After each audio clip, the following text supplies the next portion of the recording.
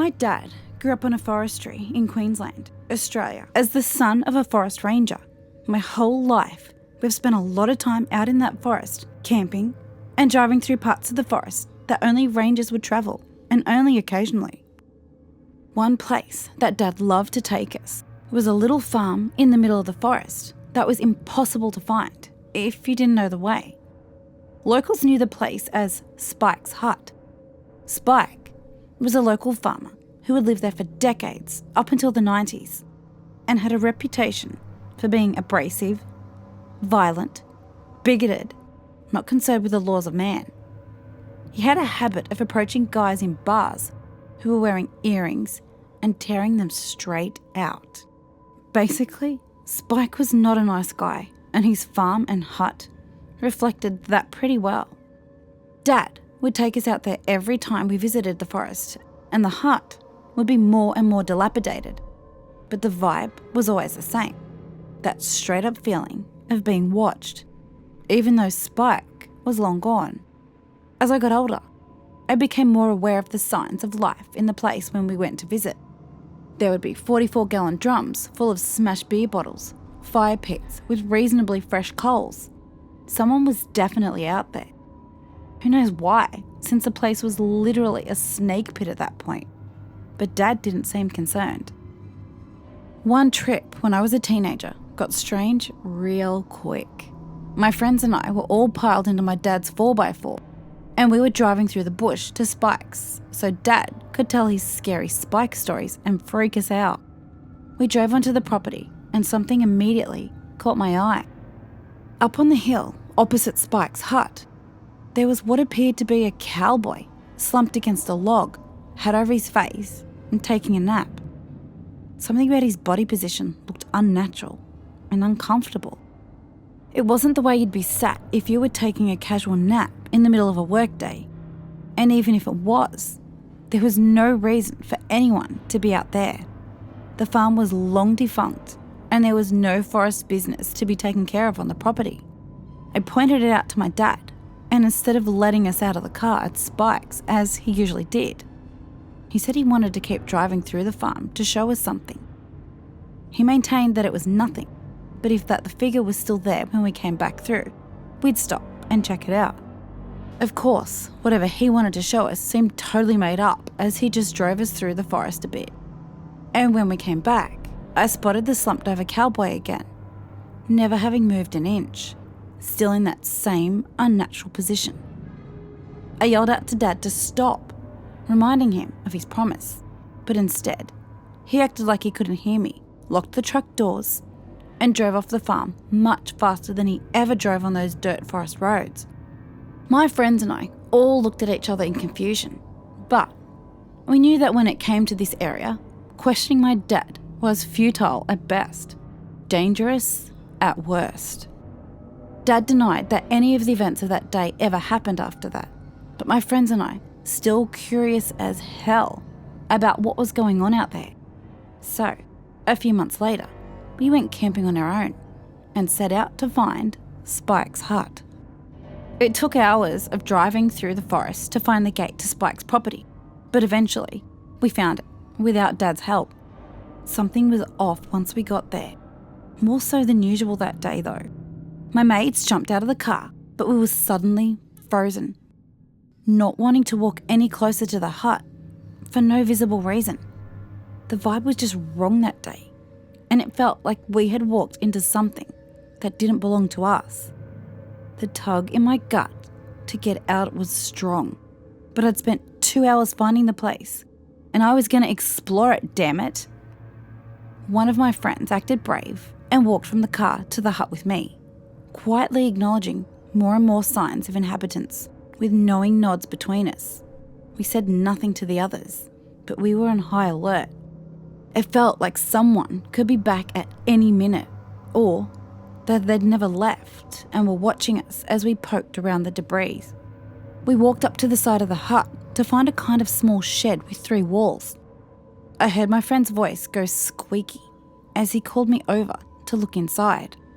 On the ground was a huge pile of ashes from what looked like a cooking fire, and confirming this was the presence of a giant makeshift grill. made from crosshatch wire sitting over the fire, hinged to the shed wall. As I'm looking at the setup, I figure that whoever has been here has been hunting and cooking large chunks of their kill over the fire. Pretty clever, actually. But then my stomach dropped. As my eyes travelled down from the grill to the ground, I saw a baby sock, tiny, pink, and terribly out of place. Then another, then a shirt, then a ribbon from a child's hair, all sitting right beside the ashes of the ground, next to a woman's weekly Christmas cookbook. That's when the alarm bells in my head went off, and I rounded up my mates to get the hell out of there. Some ranger or crazy old bushie hanging out at that trashed hut was one thing, but there was absolutely no reason for a child to be out there, and there's no way any good thing had come from having a child's clothes right by a huge fire and grill, right? When we got back to the campground, we couldn't shake the rotten feeling of being watched, and all of us were so unsettled that we packed up our shit and decided not to stay the night. When I got home, I told my dad about it, and he just shook it off, saying weird stuff happens out there. Being young and dumb, I never thought to look up missing persons in the area in an attempt to explain either the cowboy or the kid's clothes. But I can tell you, I will never make the mistake of going out to Spike's without my father again.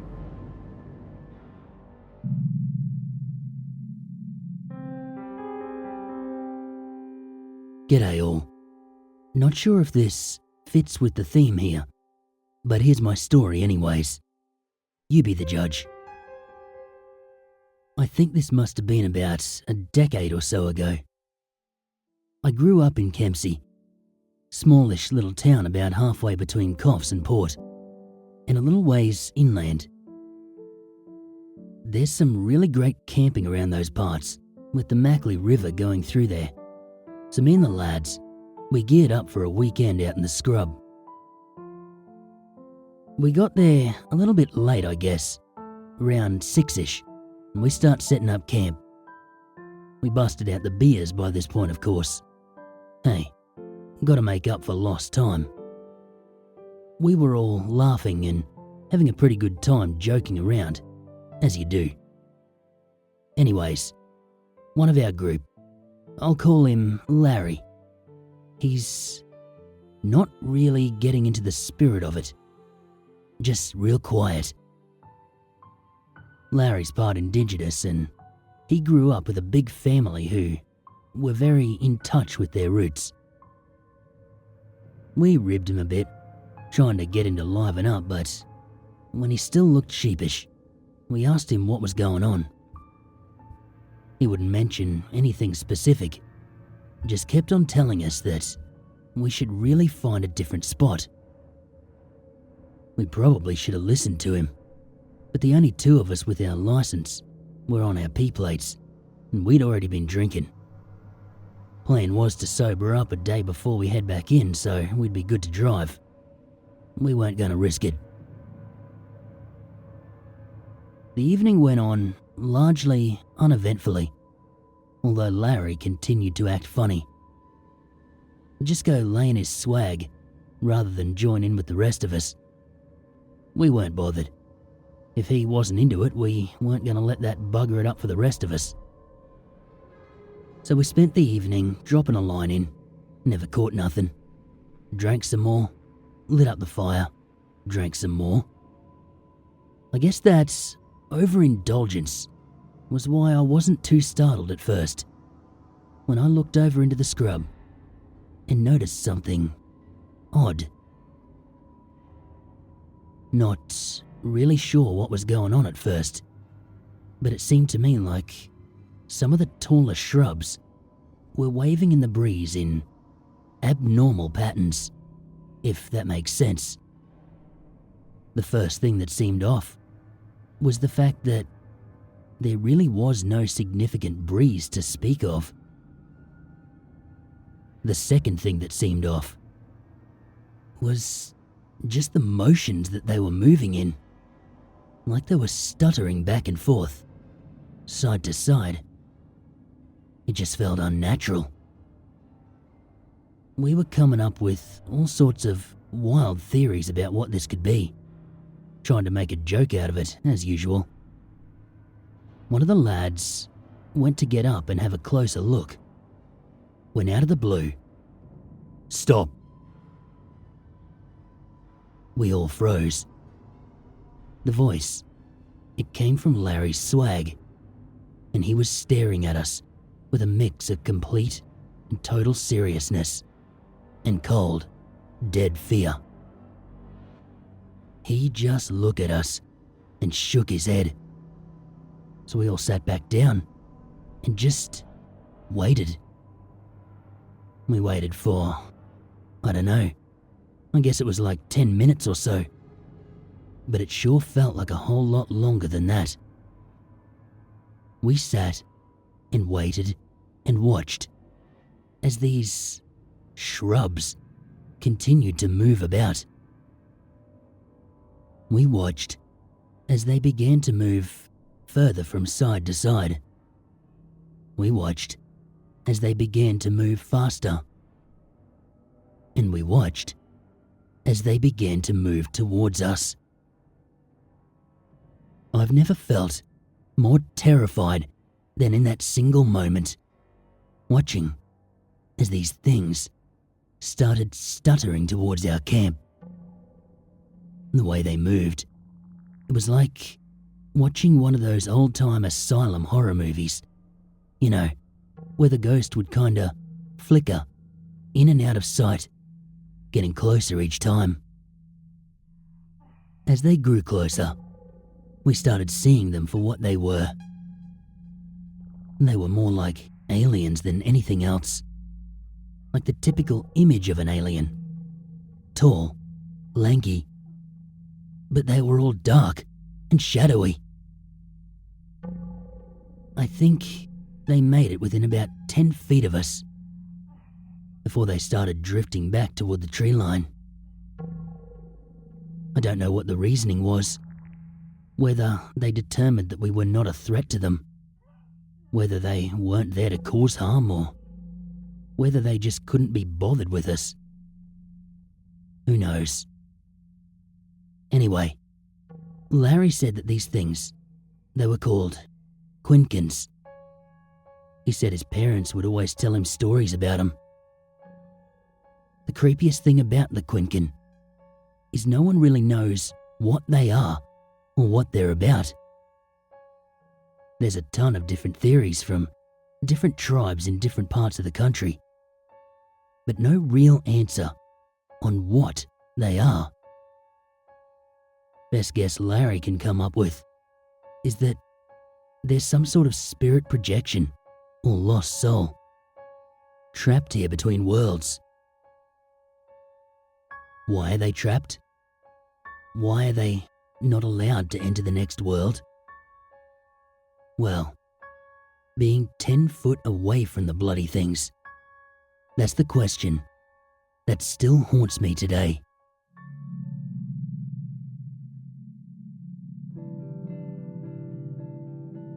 Weird sightings at Alligator Creek.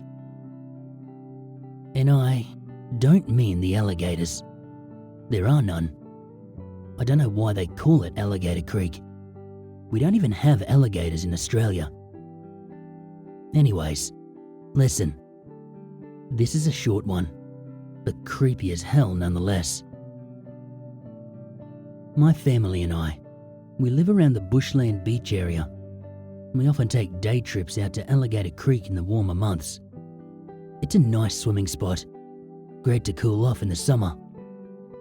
So, my brother and I, we're doing what we normally do, just kind of floating around in our tire tubes and chatting, just staring up at the sky and letting our minds drift. I guess our minds were not the only thing drifting, as when we looked up, I didn't recognize anything around us. Sure, the surroundings were the same. It's all bushland and rocks. But the familiar landmarks and geography, they were completely gone. We had drifted, I don't even know how far downstream, and we were freaking out. Not because we didn't know the way back or anything, obviously just follow the water back up, but because it was getting close to sunset. And just because there's no gators in this creek doesn't mean there's no dangers out here in the bush. Snakes, dingoes, heck, you never know when you might encounter a salty. We had no clue how far downstream we'd gone. So, first things first, we got ourselves out of the water just in case. We strolled a little ways from the water's edge into the bushland, and we began to follow the river upstream. It got real dark, real quick. Not pitch black dark, just like edge of dusk kind of dark. Not that this was any less worrying. The sun would soon be gone, and we'd be out here alone. We needed to keep sight of the river to know which direction was the right way. We decided to pick up the pace. We kind of power walking along, and I feel a tapping on my back. I turn around, and it's my brother. He's looking absolutely terrified and pointing into the bush, deeper in where the trees and scrub gets thicker. I had no idea what he was on about, so I was about to brush him off and keep going when I saw it. At first I thought it might be one of our parents or their friends come looking for us. But it was tall, like really tall. Taller than any person should be. And it was dark. As we stared at this thing, it slowly raised an arm and kind of waved it in front of it, like pointing at us and waving its arm up and down. I have no idea why, but it was freaky. We were just fixated on this thing, unable to look away. And then it ran towards us. The speed this thing was coming at us was not human, not in any way. And it was kind of floating towards us. It just was not right. Anyway, we take off, absolutely flooring it upstream. No care to watch out for snakes or whatever else anymore. All we wanted to do was get back to our parents. And eventually, we caught sight of them. Finally.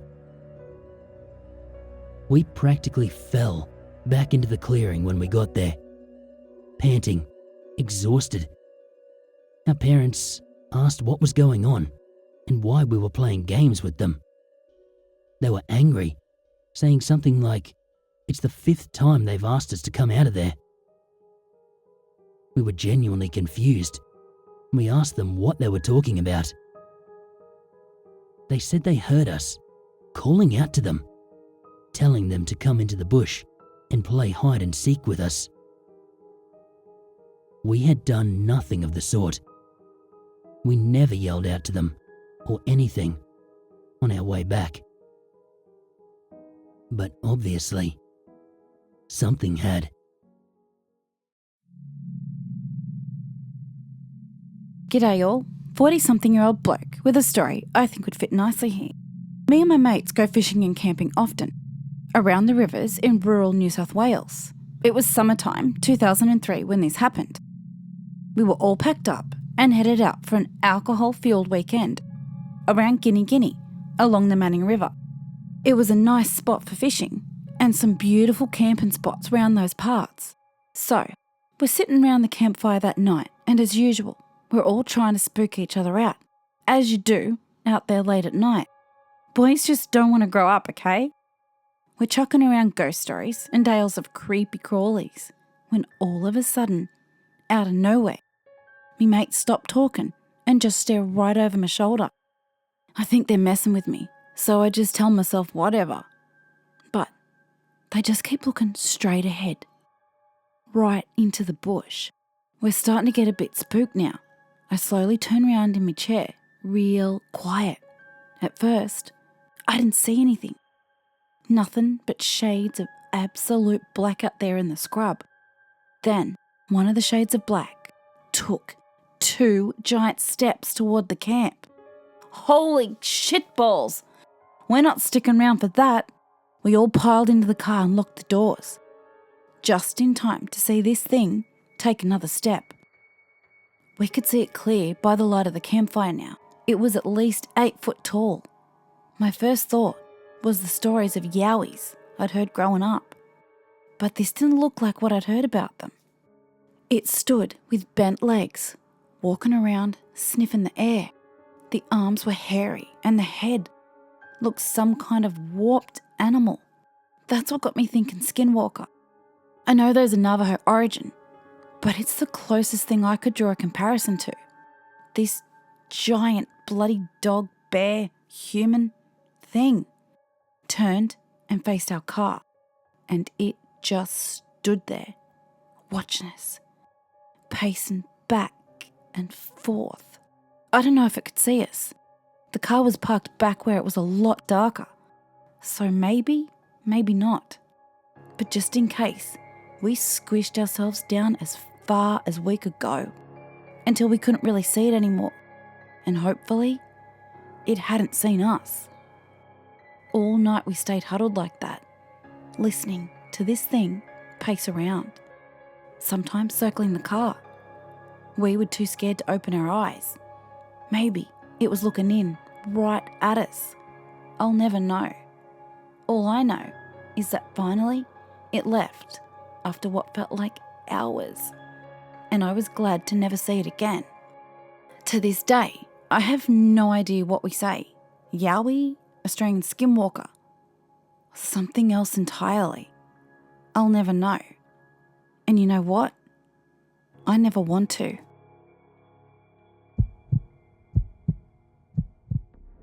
So last year, I just finished up term 1 of boarding school. I went to a school at a college up near Cairns with a very high population of Aboriginal and Torres Strait Islander students. So, obviously, these guys made up a big part of my friend circle.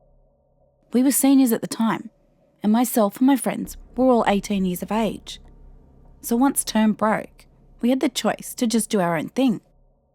My mate Stephen had his own car, so we opted to spend our first night of holidays at a motel in Cairns, and then head out camping the following day after picking up some supplies.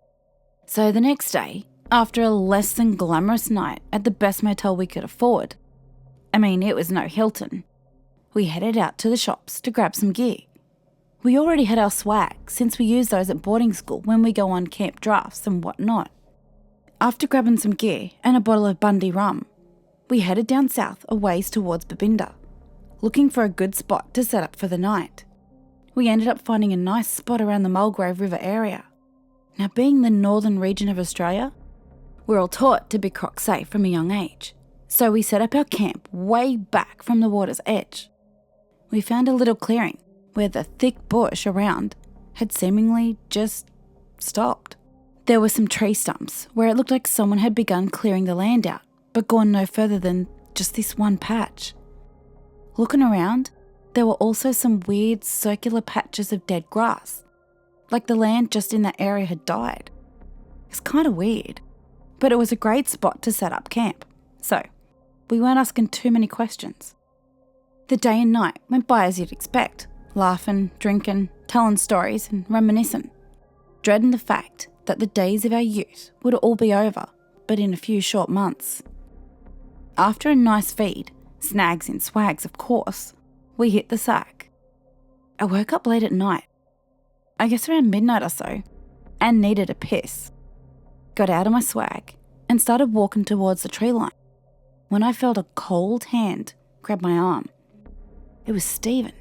The grip he had on my arm was intense, and for some reason, I knew this was not him just dicking around. I looked up, and he was staring right at me with an intense look in his eyes. Intensity and cold fear. He shook his head at me as if to say, "Don't you dare make a sound." And so I didn't. But something did. Out in the thick bush, I saw something moving around. I thought at first that perhaps a croc had smelled our dinner and had made its way up from the river. But no, what I saw was far stranger. It was hunched over and walking with purpose, as though searching for something. Looking around with studded head movements, taking odd pace steps. It had a kind of fur down its back, caked in mud and dirt. At one point, it came so close to us, I felt the air from its nostrils on my back as we huddled into a bush on the ground by the trees. Eventually, after what seemed like an eternity, it finally walked away. And we both scrambled back into our swags and stayed there until sunrise. In the morning, Stephen alerted me that he was awake and that the coast was clear. Over a hot cup of brew, he explained to me that what we had seen last night was something his elders had told him stories of since he was young. They are called Mamu, and they are very, very dangerous. He pointed to one of the patches of dead grass we had seen the day before, and I noticed a deep hole where there had been none yesterday. He told me that these things, these Mamu, are vicious cannibals that dwell underground. Every so often, usually during the cycle of a blood moon, they pull themselves from the wet earth and search for victims in an attempt to satisfy their never-ending hunger.